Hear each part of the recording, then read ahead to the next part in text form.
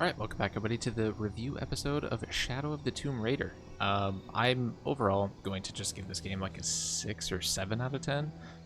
For whatever reason, I was completely uninterested in doing a lot of the extra stuff, whether that be crypts and tombs. We did do a number of them, but they weren't super memorable by any means. But then like a lot of the side quests were just kind of like, hey, go talk to these people and get back to me. So we kind of ended up skipping a lot of them.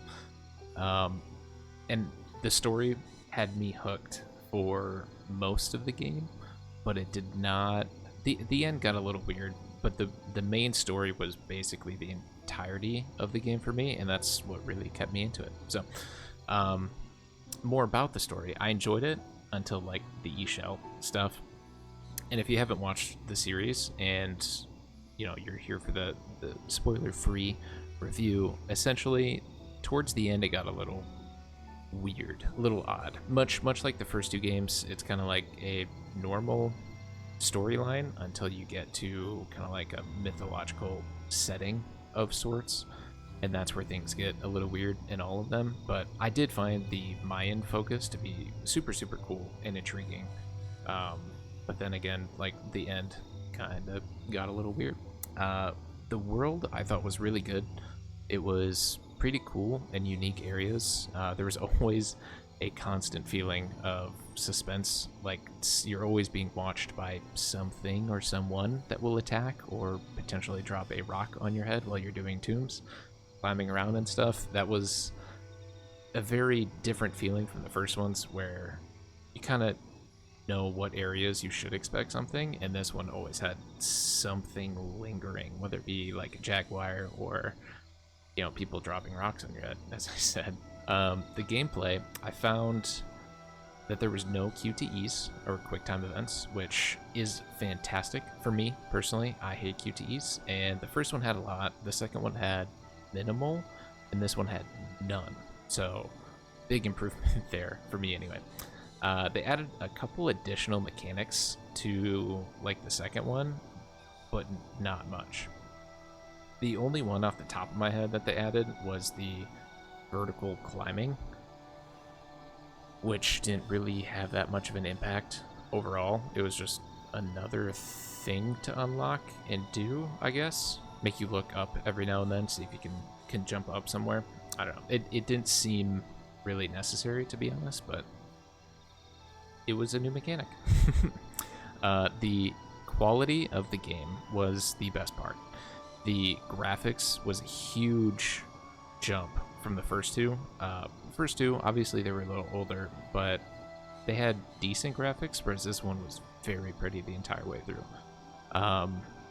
The set pieces throughout the game didn't feel as suspenseful as they probably intended them to be. I think the set pieces from the first two games were better. This one was a lot more kind of floaty jumping through stuff, and it was very predictable. I guess the first two were also pretty predictable, but this one didn't feel as suspenseful in any way. I don't know. Maybe it was just the traversal effects of like when you jump, you kind of float for a while. Maybe that kind of makes it a little more or less realistic, and kind of like takes away from the gravity of the situation.